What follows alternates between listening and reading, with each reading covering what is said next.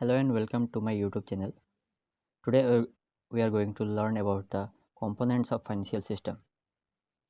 So before knowing about the components of financial system, it would be better if we learn about the financial system and what is financial system and how we can describe it. So financial system is a system that channelizes funds, means it is a system through which fund is transfers from one place to another. It's a gap between, or it's a bridge between two places. So from where to where? So fund transfers from surplus unit to deficit units. Let's say I'm a I'm a saver. I save money. I have surplus amount of money. So I am a surplus unit.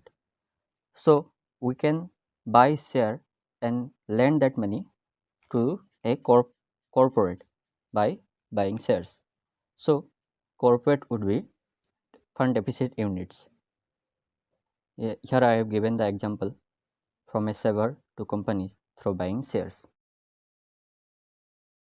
Financial system is a bridge between two places where fund is transferred from one place to another place.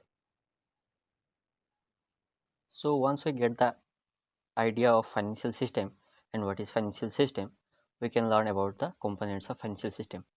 Here I have written the components of financial system. There are four components of financial system. We will describe these by one. So first is financial assets or instruments. So in financial system, there are some assets or instruments which are traded from one places to another places.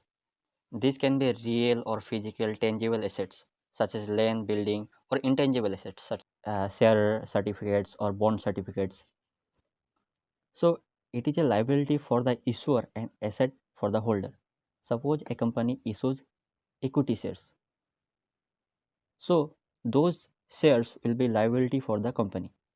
And suppose I purchase some shares, suppose 10 shares from the Reliance Industries. So for me, those 10 shares will be assets. So it's a liability for the issuer and assets for the holder. So we all hear about the Bombay Stock Exchange, National Stock Exchange. These are financial markets where securities are traded. Where financial assets are traded means the financial assets are the equity shares, preference shares, those.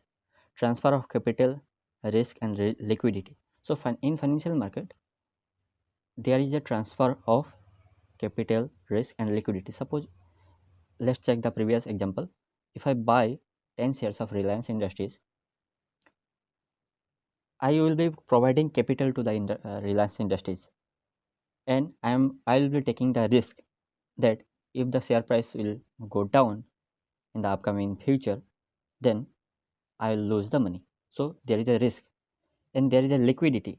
So every asset has some kind of liquidity. Some assets have more liquid and some assets are less liquid. Money is the most liquid asset, that is we know. So I have given the example of financial market, that is stock markets. Suppose BSE, Bombay Stock Exchange, or NSE, National Stock Exchange. So let's discuss third component of financial system, that is financial institutions or intermediaries. So financial institutions or intermediaries are the link between fund surplus and the fund deficit. Let's understand it through a example. I am an individual and I want to buy some shares of a corporate, let's say from previous example, Reliance Industries. So I want to buy some shares, but I can just go to Reliance Industries head office and say, uh, here is your money and give me some share certificates. No, it doesn't work in that way. So there are to some intermediary. In this case, for buying shares, there are some brokerage firms which act like a intermediary for buying shares. Here I have given the example of Upstock. Upstock is a brokerage app through which I can buy the shares. So Upstocks works as an intermediary. Uh, Fourth component of financial system is regulatory frameworks in India. I have written in India, or it can be applied anywhere in the world. So there are financial intermediaries, financial assets, everything are there in a country. So let's say in India. So there has to be some regulatories who can regulate these everything, this all the financial system of a country or anything or a state. In India, RBI and SEBI are the main regulators of financial system. There are other regulatories also like Ministry of Finance as a regulatory in India. Also the SEBI, Securities Exchange Board of India. SEBI regulates the financial markets of India, and RBI regulates the entire bank and insurance, all these. So what does financial regulators do? Financial regulators is monitors and controls the entire financial system. So if there is some deficiency or fraud or anything, there has to be there.